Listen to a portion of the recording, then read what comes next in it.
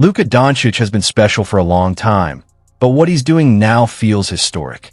From dominating professional leagues at just 17 to becoming one of the NBA's most unstoppable forces, his rise has been nothing short of remarkable. And it's not just fans saying it. Hall of Fame guard and current Dallas Mavericks head coach Jason Kidd, a key figure in the franchise's 2011 championship, believes Luka is already on a path that could surpass even Dirk Nowitzki, widely considered the greatest Maverick ever. When praise like that comes from someone who understands greatness firsthand, it carries serious weight. I've said this before, and I'll say it, for as long as I'm here, is you can't take this young man for granted. He's better than Dirk. He's in the atmosphere of MJ, the best to ever do it, LeBron, Kobe. And so just to appreciate what this young man's doing at the age of 24 is something that Dallas has never seen. There's one quality every all-time great seems to share. They make the hardest game in the world look simple. Luka Dončić fits that description perfectly. The Slovenian star controls the tempo like a veteran chess master, getting to his spots with patience and never looking rushed, no matter what defense is thrown at him. Blitz him, switch him, crowd him, it rarely matters. He stays calm, plays at his own rhythm, and forces defenders to adjust to him. Still, former defensive stoppers from past eras believe they would have had a plan. Names like Tony Allen and Bruce Bowen have publicly broken down how they'd approach guarding Luka. But perhaps the most detailed response came from 2004 Defensive Player of the Year, Meta Sandiford Artest. Having battled elite scorers such as Kobe Bryant, Tracy McGrady, and Paul Pierce, Artest understands what it takes to slow down greatness. His strategy? Turn it into a conditioning test. He said he would pressure Luka early, force him a drive, and make him work through 3 quarters. In his mind, even if Doncic scored 15 or 20 points early, the physical toll would eventually catch up. But even Artest admits the challenge would be serious. Luka isn't a typical scorer. He's methodical, strong, and incredibly skilled. That sentiment is echoed by Gilbert Arenas, one of the most explosive scorers of the 2000s. Despite his career being shortened by injuries and controversy, Arenas remains deeply connected to the game.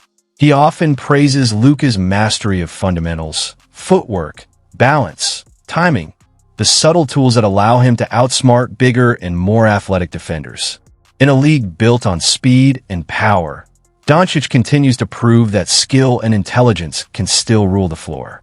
The reason fundamentals are necessary, it's like being in traffic with a Lamborghini or Prius. Yeah, you can beat the Prius in a straight up race, but through traffic, the Prius has an advantage. So what ends up happening is Luka has the advantage over anyone who's guarding him because these guys are too athletic for this part of the game. Yes. For this part of that the part, yeah, bro. Open court. Open court, you got him. Yeah. Half court where you have to be disciplined. You never learned it. So these basic moves that get you to think I'm gonna go that way, to come back this way, you overplaying it, pump fake, you're jumping, foul. Next time, pump fake, you stop, okay. Like, so he plays the puppet master game with you. And that's what fundamentals are important, especially at a younger age. Another legendary floor general who made the jump to coaching is Chauncey Billups. Known for his sharp basketball IQ during his playing days, Billups understands elite guard play as well as anyone.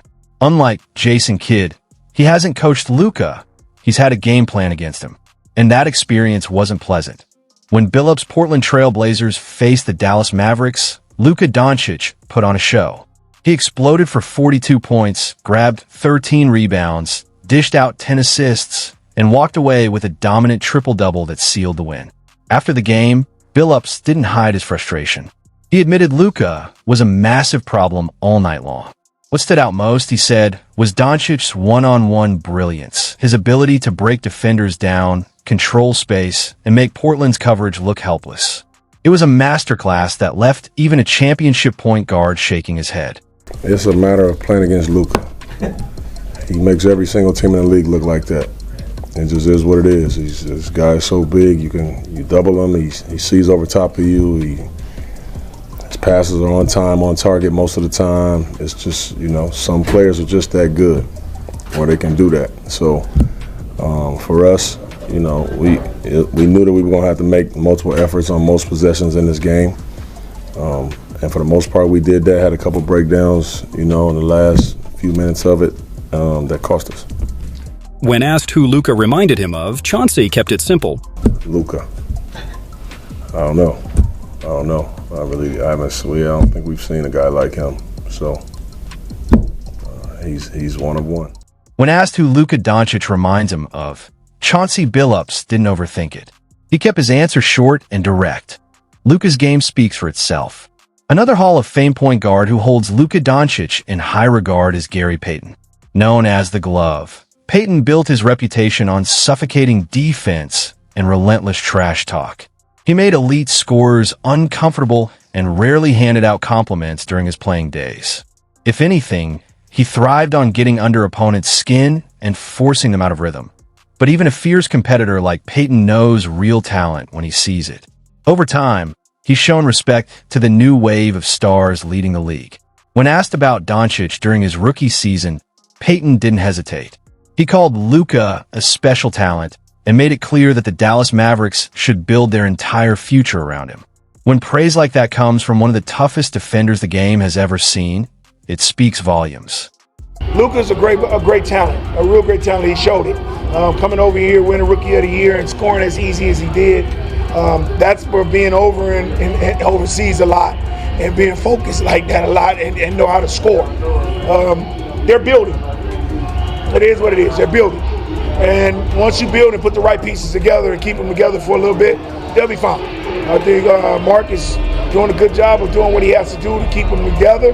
They got a great coach, and they just got to keep working. During his time as head coach of the Brooklyn Nets, Steve Nash often found himself searching for answers against Luka Dončić. The frustration peaked in March 2022 when Luka delivered a stunning 49-point performance that turned into a late-game thriller. With just 22 seconds remaining, Dončić calmly knocked down a go-ahead shot.